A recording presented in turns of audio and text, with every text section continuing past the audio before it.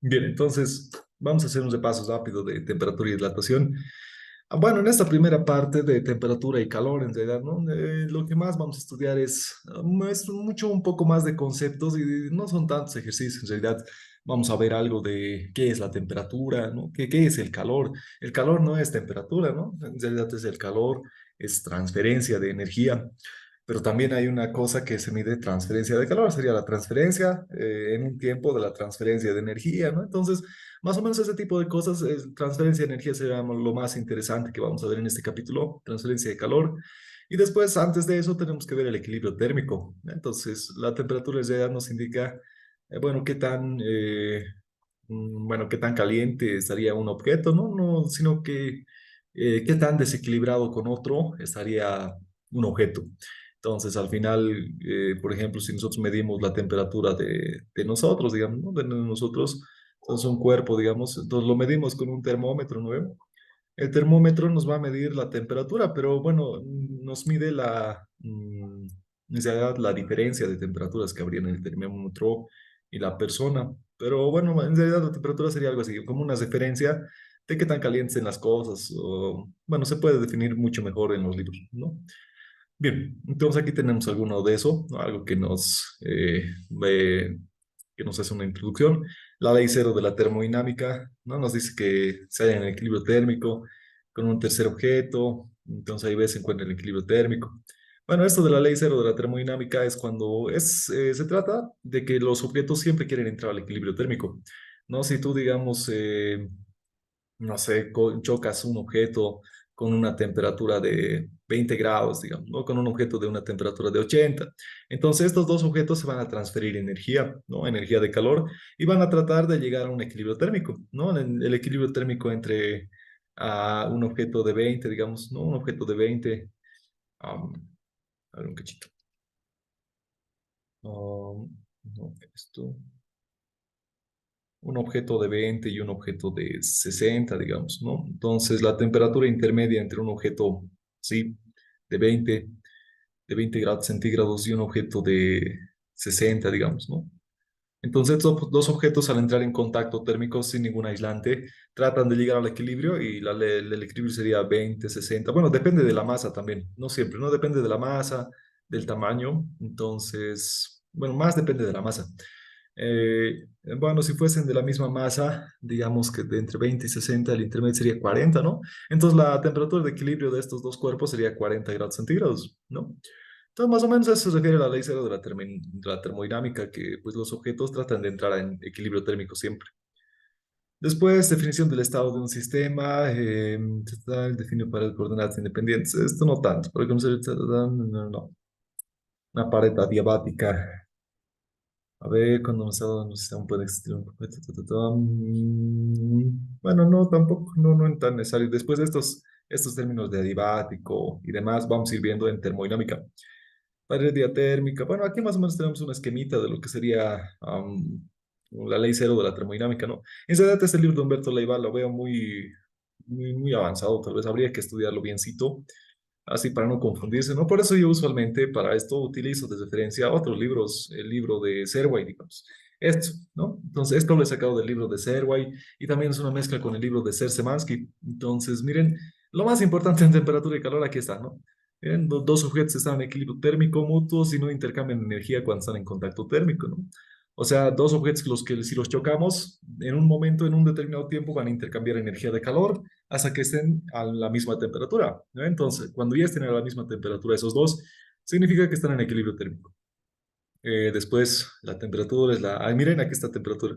¿Qué es la temperatura? Es la propiedad que determina si un objeto está en equilibrio térmico con otros objetos, ¿no? Entonces, la temperatura nos diferencia objetos de otros, ¿no? ¿Qué tan diferenciados están hasta el equilibrio térmico? Después aquí tenemos algo más, ¿no? Que se define como la unidad del Kelvin, 173,16 le pone aquí, ¿no? Después la diferencia entre el cero absoluto y la temperatura del punto triple del agua. Y aquí tenemos algunas equivalencias, ¿no? En grados Fahrenheit es igual a 9 quintos de la temperatura en grados centígrados más 32 grados. Esa más importante, la temperatura en grados Kelvin es igual a la temperatura en grados centígrados más 273,15. Entonces, esta es la más importante de todas. Y aquí tenemos, miren, un sistema, ¿no? Este A y B están en equilibrio térmico con el sistema C, dice, ¿no? Entonces, A y B están en equilibrio térmico entre sí. Bien, entonces, si todo esto lo dejamos ahí reposando, entonces si A y C están en equilibrio térmico y B y C también están en equilibrio térmico, entonces el A y el B también tendría que estar en equilibrio térmico, ¿no? Más o menos con eso va concentrado esto del equilibrio térmico. Entonces, después también tenemos aquí la dilatación. Esto es algo importante que vamos a ir estudiando. Entonces, a ver, seguiremos con el Humberto Leiva. Y bueno, aquí hace muchos conceptos, ¿no? Conceptos de temperatura. De seguro esto lo van a ver en clases de teoría, ¿no? En clases de conceptos de temperatura. Después, isoterma. En aquí es cuando la temperatura se mantiene constante. Pero estos conceptos de isoterma y demás adiabático los vamos a ir viendo en termodinámica. Aquí miren, definición de temperatura, ¿no? La temperatura de un sistema es la propiedad que determina si un sistema se encuentra o no en equilibrio térmico con otros sistemas. Entonces, eso es la temperatura, la definición tal cual, ¿no? Y pues hay formas de medir temperatura. Pueden ser, bueno, con algunas sustancias termométricas, ¿no? Que funcionan a presión, volumen, consistencia eléctrica, longitud, igual, ¿no? Miren, columna líquida en un capilar de vidrio. Más o menos ese sería el principio de los termómetros, ¿no? Cuando nosotros a un termómetro le aumentamos la temperatura, entonces el líquido que está dentro del termómetro se dilata y pues bueno, medimos la longitud, ¿no? Entonces, más o menos qué tanto se dilate significa que tanta temperatura haya habido en el termómetro. Después aquí tenemos más propiedades de termómetros. Estos no, tampoco. No, no son tan interesantes, es neta teoría de dilatación por temperatura. Bueno, sería interesante entender, ¿no? Desde un punto de vista microscópico, más atómico, ¿no? En un sólido cristalino, dice. Si nosotros a un sólido le incrementamos calor, le añadimos calor, entonces su temperatura va a incrementar, ¿no? Entonces, si le damos energía de calor, todas sus partículas van a estar cargadas de energía, ¿no? Energía de calor, y pues van a comenzar a vibrar más rápido. La temperatura igual nos sirve como referencia de qué tan rápido se están moviendo las partículas de un sistema, de un sólido rígido, ¿no? Entonces, si se mueven rápido estas partículas, significa que tienen mucha temperatura. Y si se van moviendo lentito, pues no tienen mucha, ¿no? Entonces, más o menos igual así lo podemos interpretar la temperatura, qué tan rápido se mueven las partículas de este sólido rígido.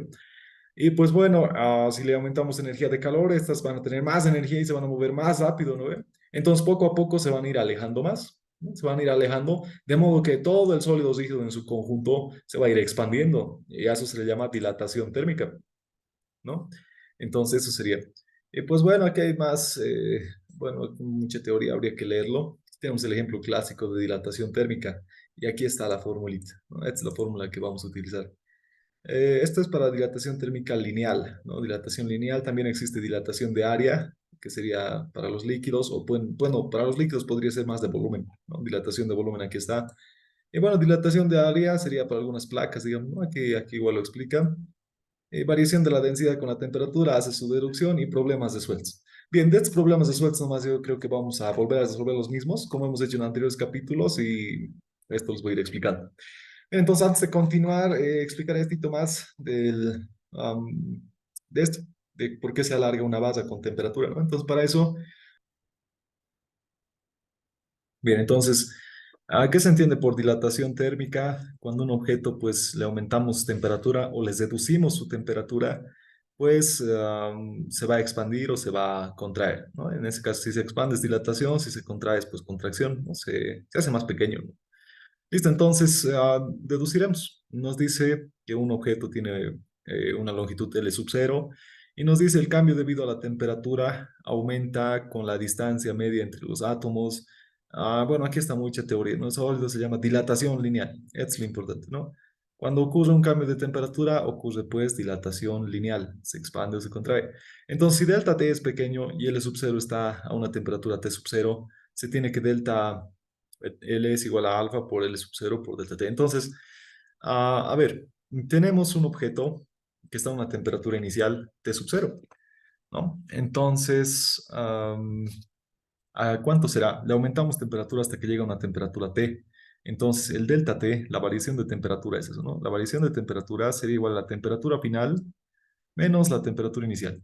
Eso es el delta T, la variación de temperatura. Entonces, si a este objeto le ponemos una variación de temperatura, ¿no? Si digamos estaba a 20 grados centígrados y le subimos a 40, entonces se va a expandir, ¿no? Se va a dilatar. ¿Cuánto se va a dilatar? Eso se llama delta L. Y dice que delta L es igual a, aquí está, coeficiente de dilatación térmica por L sub 0 por delta T. Esto es L, delta L. Entonces, esto es qué tanto se va a expandir el material, ¿no? Y este alfa, y este por si acaso es para dilataciones lineales, ¿no? Aquí dice dilatación lineal, también existe dilatación de área y demás.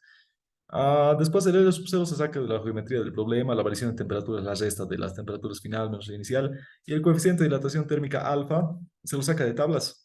En aquí no estoy viendo tablas, entonces seguro el Inge les va a dar, pero a ver, para que vayan viendo, aquí les estoy mostrando unas tablas, miren. Tenemos coeficientes de expansión lineal. Estas son tablas estos creo que son del Serway. No, estos son del Semansky y estos son del Serway. Entonces, miren, hay tablas, ¿no? Para el aluminio, su coeficiente de dilatación térmica es 2,4 por 10 a la menos 5 y sus unidades están en grados Kelvin a la menos 1 o bien puede estar en grados centígrado a la menos 1. Cualquiera de los dos es lo mismo. Sin embargo, grado centígrado no es lo mismo que Kelvin, ¿no? O sea, los Kelvins no son lo mismo que grado centígrado. Entonces, bueno, pero sus unidades puede ser cualquiera de los dos, aunque no sean lo mismo, ¿no? Es interesante porque al final la variación de temperatura en grados centígrados es lo mismo que la variación de temperatura en Kelvin. Por ejemplo, eso verificaremos. ¿Qué tal si yo tengo una temperatura inicial, a ver, una temperatura inicial de 20 grados centígrados y una temperatura final de 60, digamos, 60 grados centígrados? Entonces están grados centígrados, ¿no? Entonces, ¿cuál será la variación de temperatura? La variación de temperatura sería la de esta, ¿no? 60 menos 20, y eso da 40, 40 grados centígrados. Entonces, esto sería la variación de temperatura, 40 grados centígrados, digamos. Pero ¿qué tal si trabajamos ya no en centígrados, sino ahora trabajamos en Kelvin? En grados, bueno, no se dice grados Kelvin, se dice Kelvin nomás, ¿no? Pero bueno, en Kelvin, ah, ¿cuánto será 20 grados en Kelvin? Para eso sabemos que un Kelvin, ¿no? La temperatura en Kelvin es igual a temperatura en grados centígrado más 273,15. Esto de memoria, ¿no? Listo, entonces, a ver, 20 grados será, mm, ¿cuánto valdrá Kelvin de 20 grados? Sería 20 grados más 273,15 grados. Entonces la temperatura en grados Kelvin había sido 293, ¿no? 293,15 grados. A ver, vamos a revisar.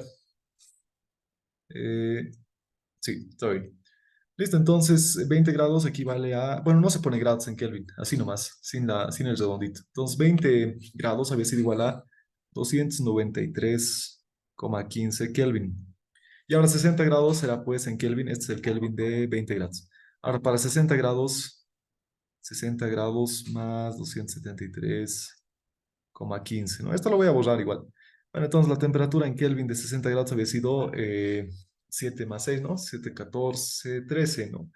13 sería más o menos 333,15 Kelvin, ¿no? Entonces de 60 grados había sido 333,15 Kelvin. Entonces ahora otra vez la variación de temperatura, ¿cuánto será? Temperatura final menos inicial. Ahora haremos la resta. 333,15 menos 293,15. Bueno, restando 0, 0, 0, 13 menos 9 es 6, no, 4, y 2 menos 2 es 0, entonces pagado. Entonces miren, 40 grados Kelvin, ¿no? Bueno, no se dice grados, 40 Kelvin, ahí, 40 Kelvin. Entonces, miren, la variación de temperatura, tanto en grados centígrados como en grados, bueno, en grados Kelvin, es la misma, ¿no? 40 y 40. Es por eso que aquí la variación de temperatura no interesa si está en grados Kelvin o en grados centígrado. Y aquí también en el coeficiente de dilatación térmica no interesa si está en grados centígrado a la menos uno o si no en grado Kelvin a la menos uno, ¿no? Cualquiera de los dos puede estar. Y esta longitud puede estar en metro, centímetro, pulgada, pie, lo que sea, ¿no? Listo, entonces eso sería para entender esta fórmula. Entonces, bueno, terminaremos esto más y deduciremos la fórmula. Entonces, la longitud final L va a ser igual pues a la longitud inicial más la variación de longitud, ¿no? ¿Qué tanto se ha expandido? Y esta sería longitud inicial más alfa por L sub 0 por delta t. Factorizándole sub cero, tenemos que L es igual a uno más alfa por delta T por L sub cero. Y esa sería la longitud final de este, bueno, de esta cosa, ¿no? De este sólido que después de haberse alargado. Bueno, entonces sería la fórmula de dilatación lineal. Y ahora, si fuese dilatación de área, en vez de poner alfa, ponemos dos veces alfa. Si fuese dilatación volumétrica, sería, o sea, de volumen, ¿no? Si el volumen se expande, se contrae, sería un coeficiente beta, ¿no? En vez de poner 3 alfa, sería beta. Y así. Entonces, a ver, hasta aquí pausaremos eso más. Antes de continuar. Bien, entonces hemos estudiado esto, ¿no? De la dilatación de dilatación lineal, ¿no? Solamente una línea se expande. Entonces ahí tenemos, ¿no? L es igual a L sub cero por uno más alfa por delta T. Eso lo hemos deducido. Después, donde alfa es coeficiente de dilatación lineal, se define de, bueno, es la división, ¿no? Tal vez esto puedan determinar en un experimento de laboratorio, ¿no? A una baza bien, que tenga un coeficiente de dilatación bien grande. A ver, por ejemplo, una baza, aquí veremos en nuestra tablita, ¿cuál tienen grande? 2.4, a una baza de aluminio, digamos. Le pueden someter a mucha calor, para eso tendrían que ponerla al horno, ¿no? Y tendrían que tener bueno, una herramienta para medir la longitud de gran precisión.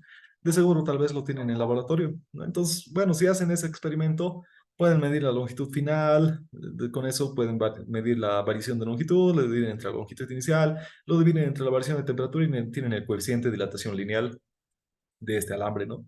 Entonces, tal vez pueden hacer eso en laboratorio, pero creo que no llegan a eso. Pero sería interesante hacerlo, ¿no? Bien, entonces, ¿y qué tal si fuese dilatación superficial?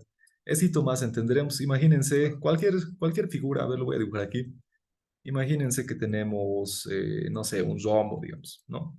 Ya, entonces a este rombo le incrementa temperatura. Entonces el rombo pues va a crecer, ¿no ven? Pero no va a crecer pues, si fuese lineal, sería o bien a izquierda o derecha, o arriba o abajo, o en diagonal, ¿no? Pero aquí no es lineal, es un área. Entonces, ¿qué tanto va a crecer?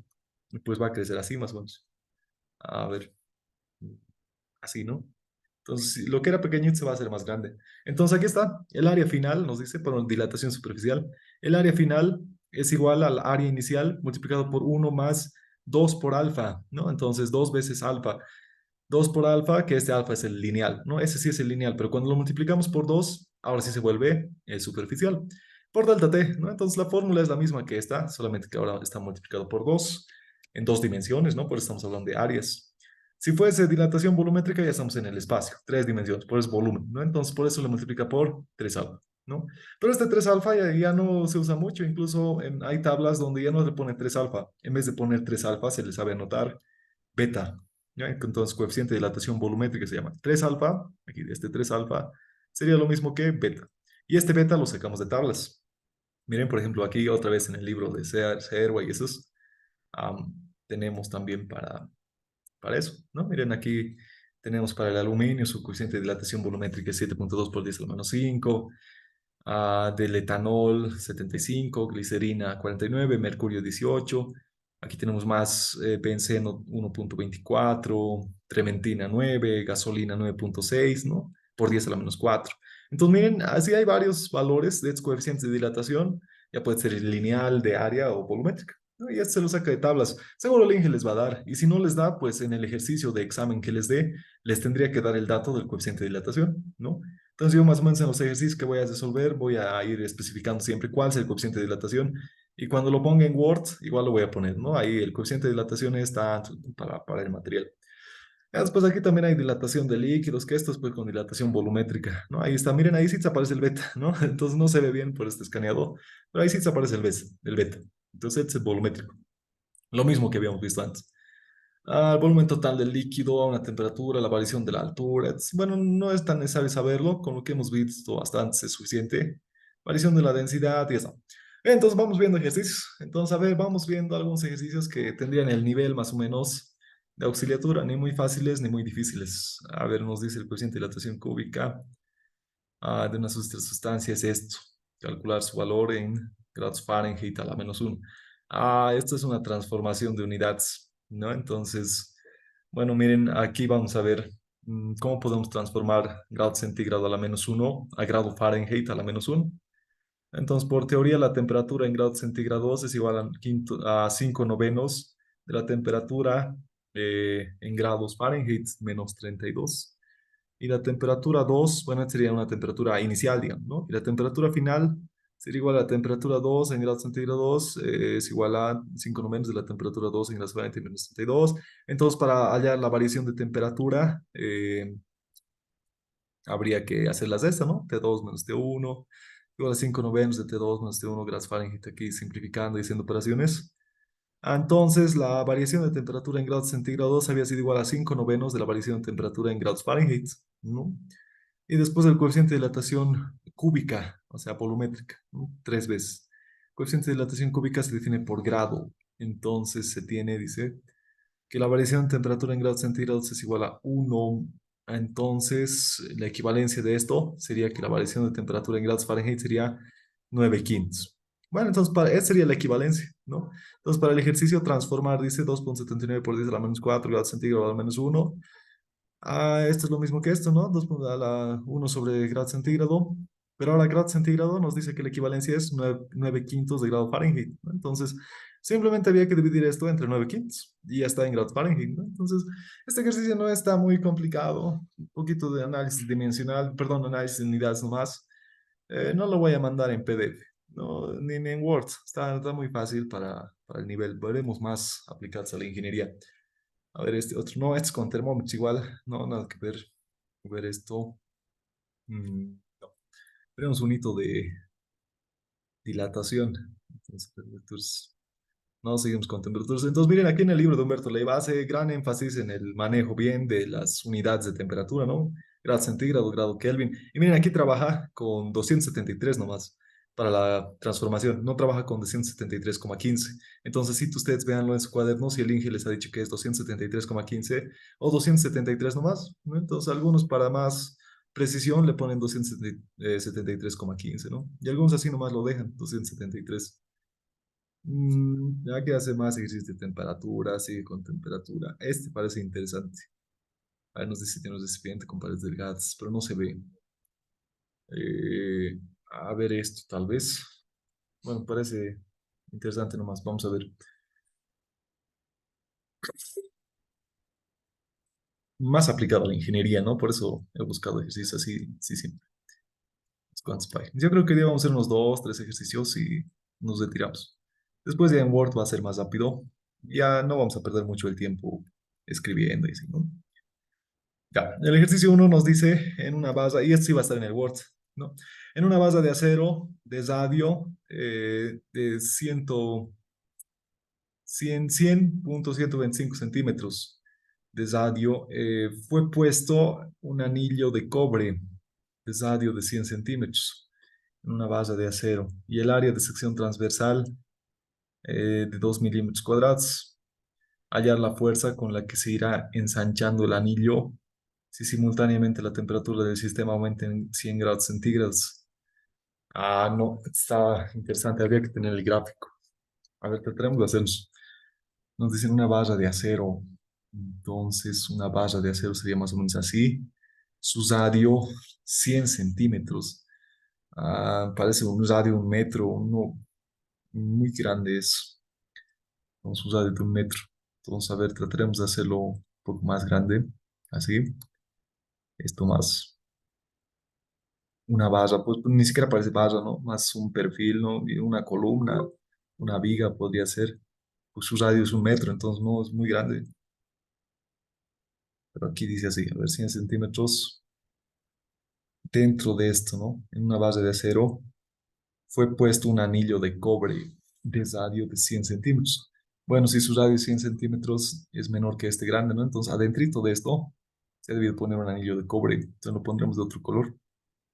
A ver, de color rojo, digamos. Bueno, de color café. Anaranjado. Ahí está. Un anillo de cobre ahí adentrito, ¿no? Ahí, aquí también se va a ver. Ya está. Y se van a conectar.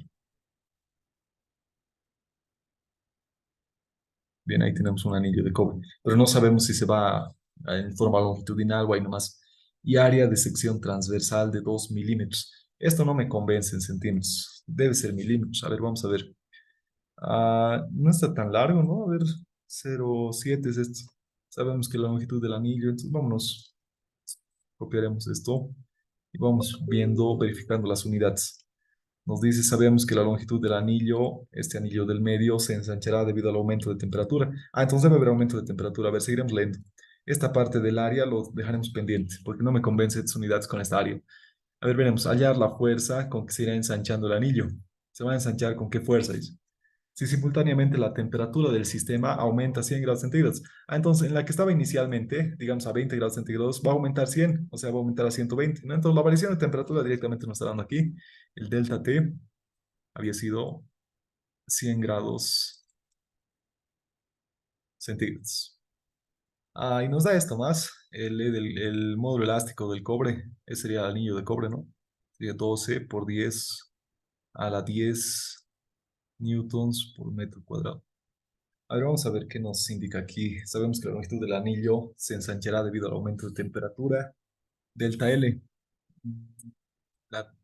El delta de la longitud del anillo dice que es la longitud inicial por alfa, por el coeficiente de dilatación del cobre por delta T. Para el cálculo de la fuerza es necesario hallar por elasticidad. No me convence tanto estas fórmulas. No, no, no. Entonces aquí se despeja la fuerza, el delta L y el delta L los reemplaza esto aquí. Se simplifican las longitudes. Mm, la sección índice en plaza de datos, aquí está. L sub 0 es 100 centímetros. L sub 0, 100 centímetros.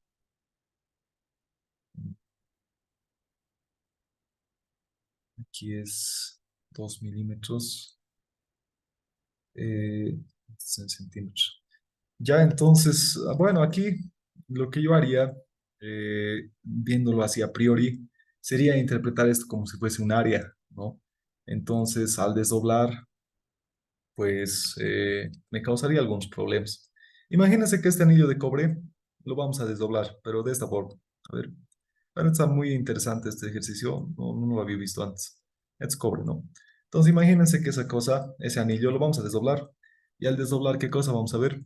Pues vamos a ver una longitud, ¿no? Aquí, así, este anillo lo hemos desdoblado. Entonces aquí lo pondremos desdoblado, desdoblando. Listo. Entonces, ahí está. ¿Y cuál será la longitud del anillo? Podemos conocer, podríamos conocer, pero va a ser una longitud L sub 0. Ahí está. Y este sería el perímetro, ¿no? El perímetro sería 2pi por radio.